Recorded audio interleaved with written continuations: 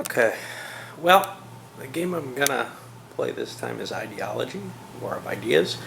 It looked very interesting to me online.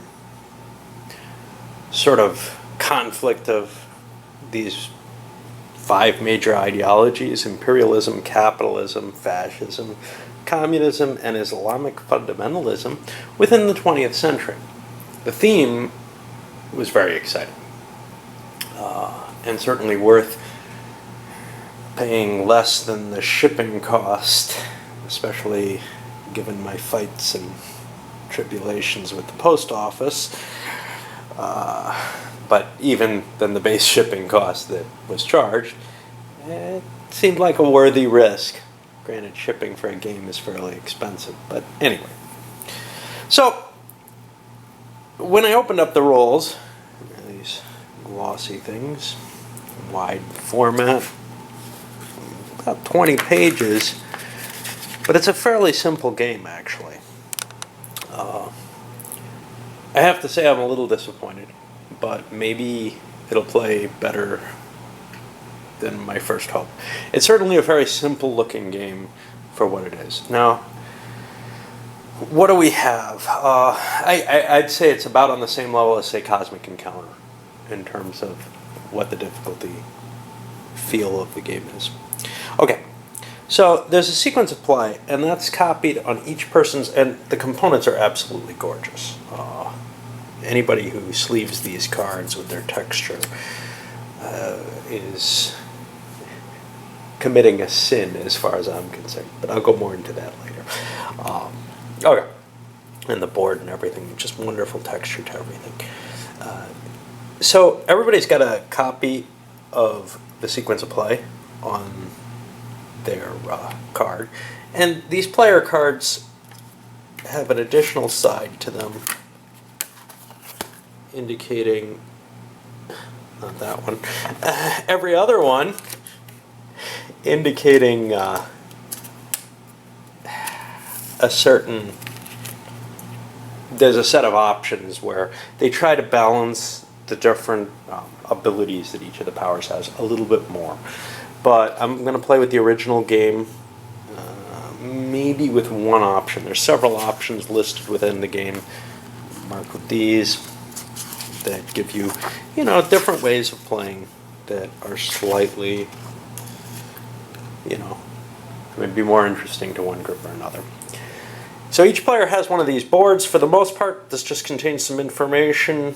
The sequence of play contains some special rules for the power, and then some space to, stack your Cheetos on. Then each player also starts with their major power location, and this is fixed for each game. Find it kind of odd. Okay, Great Britain has the imperialism power, that's reasonable. The United States is capitalism, reasonable again. Russia is communism, yeah. Fascism, Germany? Germany's not the first fascist power, and it's kind of hard to see what the scope of the game really is. Is it the whole of the 20th century? If it is, communism doesn't exist. And to tell you the truth, Islamic fundamentalism is not really an ideal. And then as we go later in the world, clearly Britain is no longer imperialist. Now, maybe no one is towards the end of the game, and Britain has lost completely in the real world situation, and we really have a fight between, say, a weakened fascism that doesn't include Germany, a communism that would be fairly powerful, not in the 90s obviously, capitalism very strong everywhere, and fundamentalism finally beginning to grow. But so my feeling is that the game probably is not going to represent history very well at all, given that at the dawn of the 20th century, there is no fascism. If we're talking about post-World War II, Germany wouldn't be my first choice of a country for fascism, although if you need a champion, it certainly is. And likewise, Islamic fundamentalism, Iran is not a first choice for that. They didn't become a real harbor of that. until after the revolution. Okay. But anyway, and I'm not sure who would be. Something owned by the imperialists, no doubt. Okay, so let's go over this big stack here is other regions, countries, whatever, like the ones that are the main powers of the game, at least their starting positions. The goal of the game is to get to a certain amount, and it's 12, I believe, of total global influence. And your global influence is equal to the sum of all the regional influences of the territories you own, plus 1 for each weapon of mass destruction you have.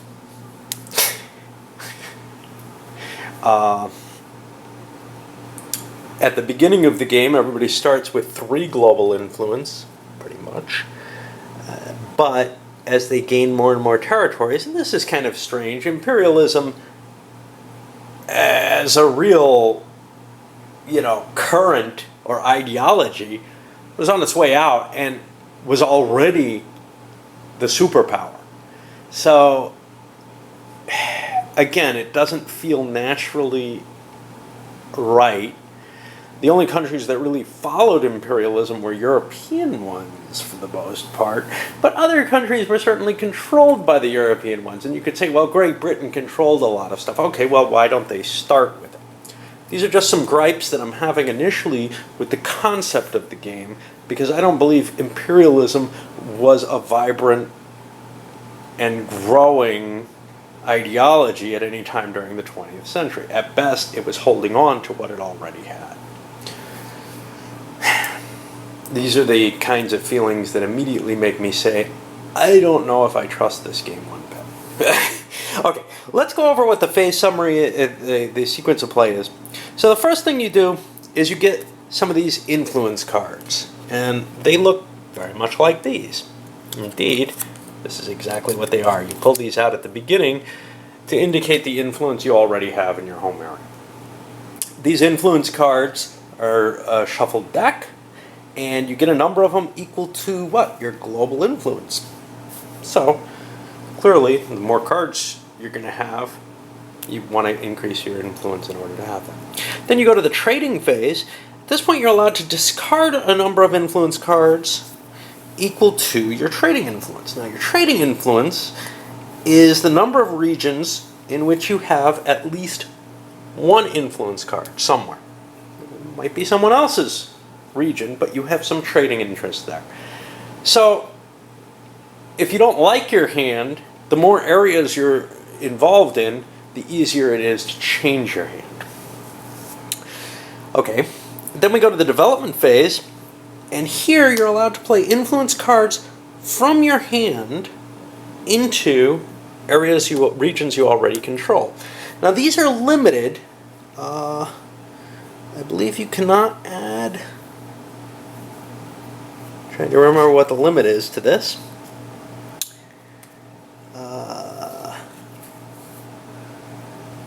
Yeah, you can't go double your starting level, but I'm trying to see if there's an additional limit.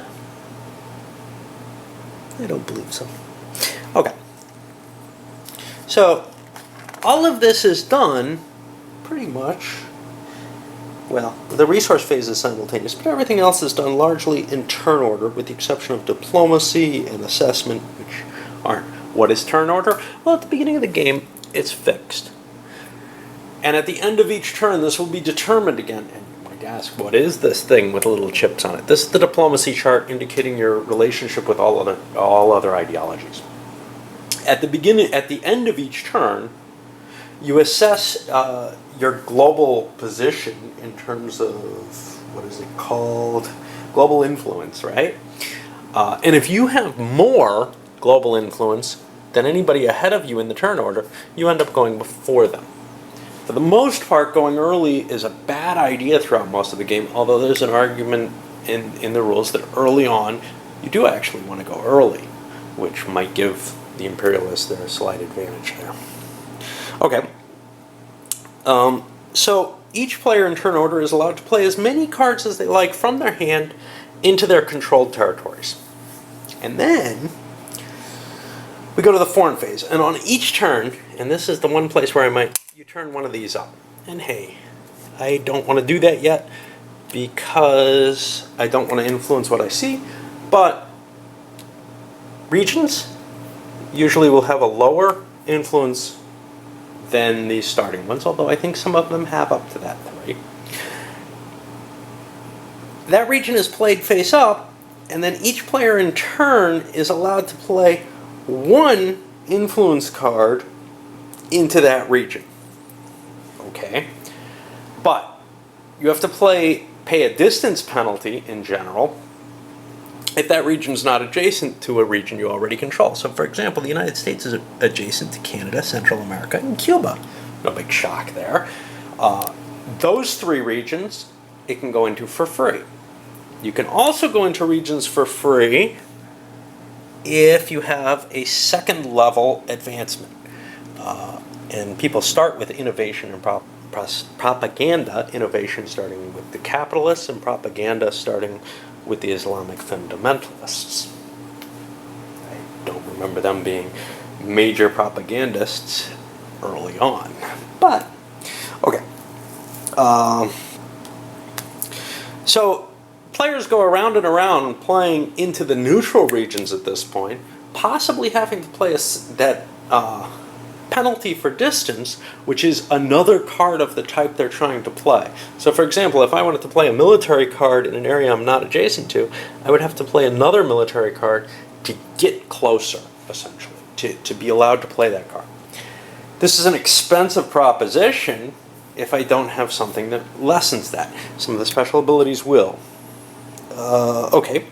The next thing we go to is the conflict phase, which again, in turn order, you're allowed to attack other players' influence cards at any region, either ones that they actually already control or out in the neutral pile, or maybe opponents' cards in regions of yours or opponents' cards in regions of someone else for some reason. However, you're limited here to only playing based on the level of diplomacy you're at. So, trying to remember what the actual limits are. You start out neutral towards everyone. If you're at war, you can play anything to attack. You can play cultural, you can play economic, you can play military. If you're neutral, I think you're allowed, you're allowed to play anything but military. But if you're at peace, I think you're only allowed to play cultural. You can't make an economic attack on them either. Let me just make sure that's correct.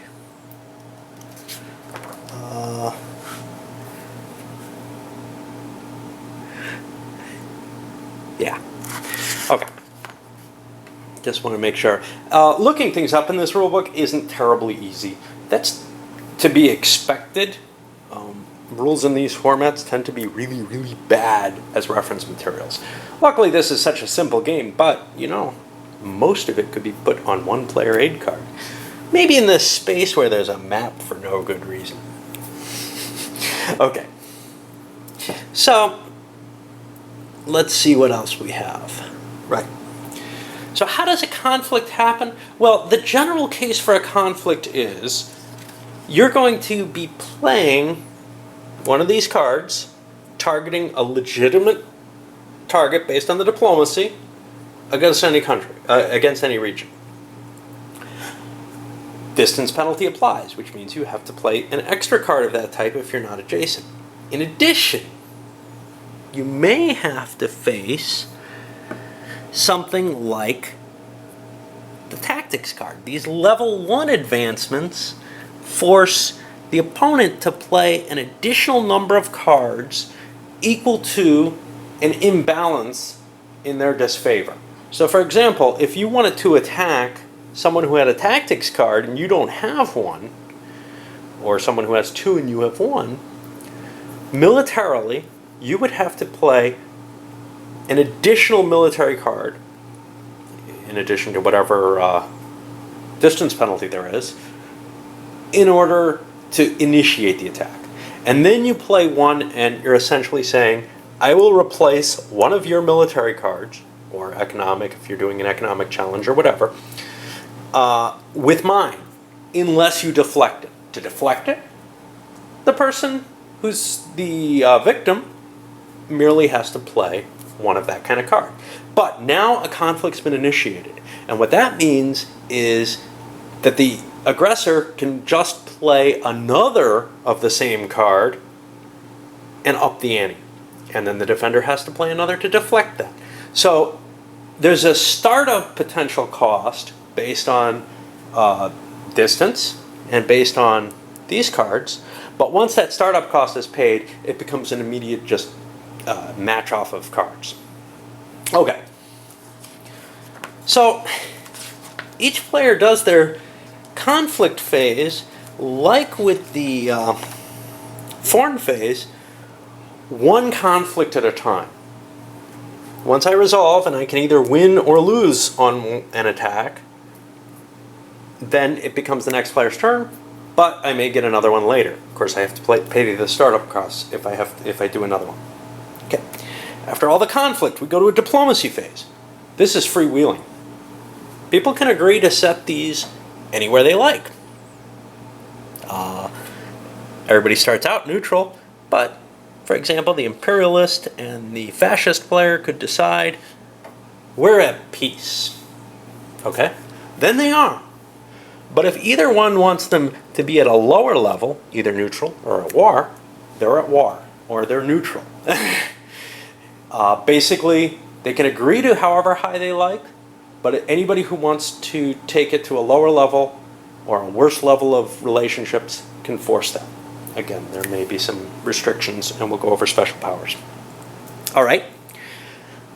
This is just a negotiated, there's no gameplay mechanic in this. It just happens. Okay. By agreement, basically. Then we go to the assessment phase. And at the assessment phase, you look, okay, this is kind of a little trickier. The first thing you do is you look at the development levels of each of your controlled regions. And if you have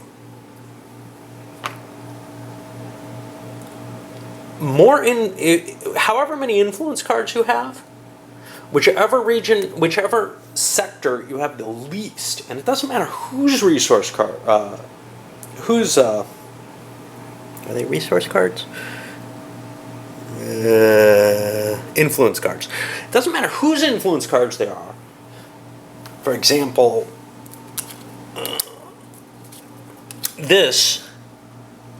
each one still has 3. But here, the total regional value would be the worst, which is 2. Well, that's marked with one of these counters, and that would indicate that Great Britain went down. In general, I think things are supposed to go up. You can't have more than twice the initial start value, though, in here, and that means that a level 1 region can't go up above level 2. This can go up to a level 6, though, assuming there were 6 cards in each section. Okay, and that, remember, is what determines your global influence, is territories you control that have that development level. Okay, then you assess controlled regions. If you have as long as you have a plurality of the total number of influence cards, i.e. more than any other single player, you get to keep the region. Likewise with independent regions, if you have a plurality, you get control of the region. And remember, you're only allowed to play, there's 2 phases here. There's the development phase, where you're allowed to play to your own region, and then there's the foreign phase, where you can only play to neutral areas. And finally, there's conflict phase, where you can attack any areas, your own, someone else's, neutral, but you're attacking someone else's presence there, someone else's influence there. Okay, so now,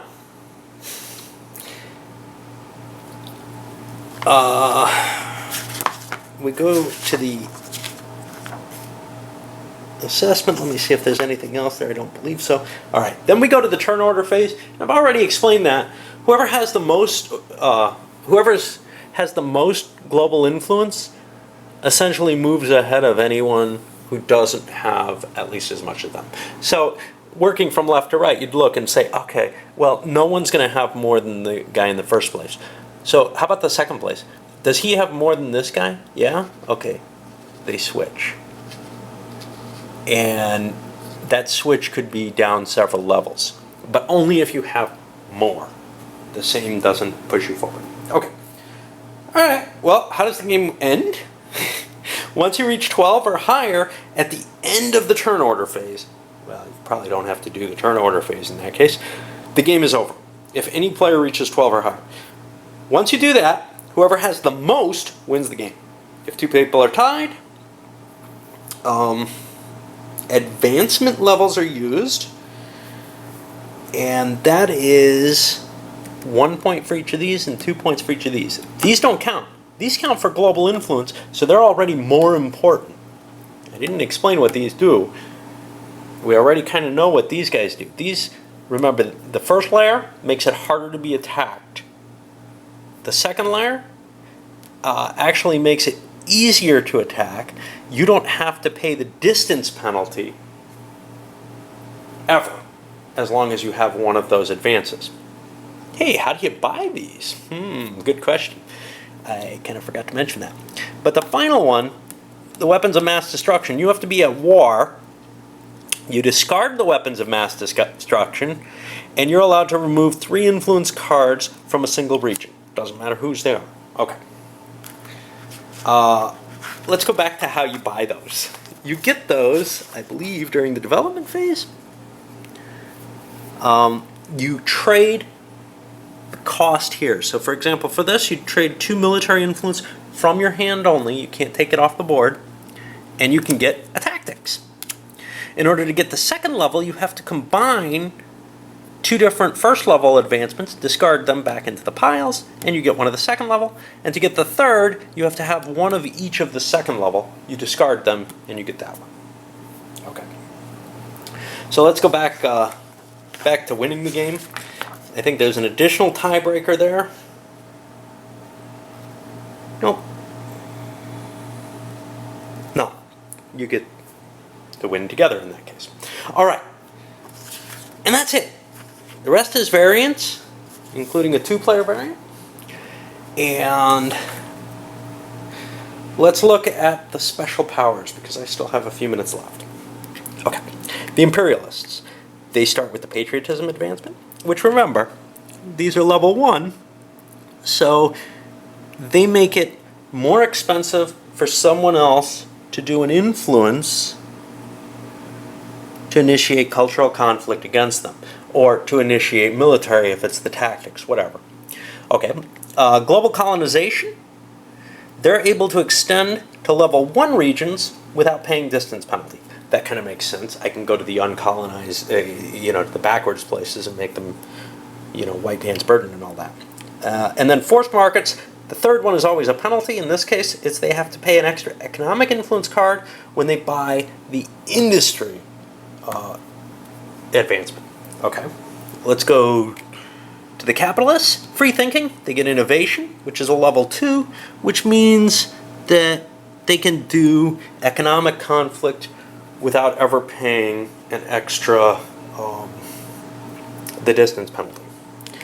Attractive culture. They're able to deflect cultural influences. The first one,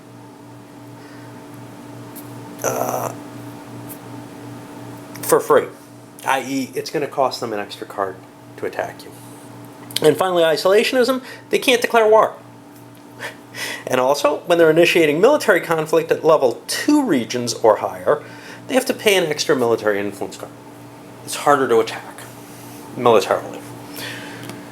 Fascism, well, they start with the tactics advancement, which is a level 1, making it harder to attack them. Lightning strike, they,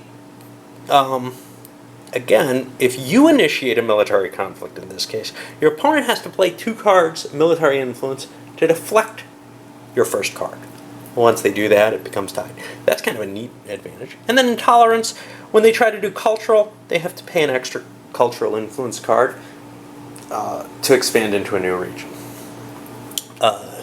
Odd to the communists, they begin with an industry advancement, again a level 1, a defensive edge.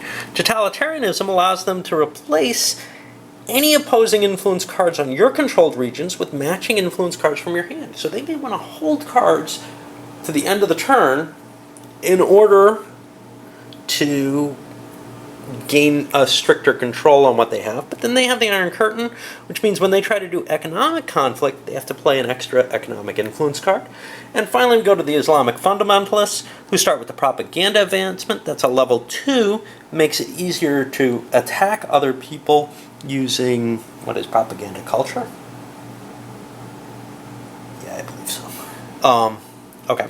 They have jihad, which allows them to discard a military influence card to declare war during the conflict phase. They can shift peace to war or neutral to war by just discarding a military card.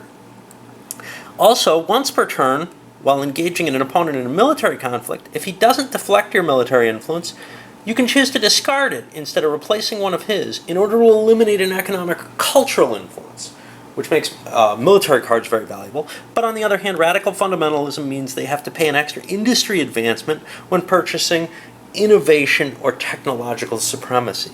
Innovation and technological supremacy are the two that take industry. It takes an extra one for them to get it. All right, I'm out of time, and we'll come back and start seeing how it plays, including, we'll see what region comes up.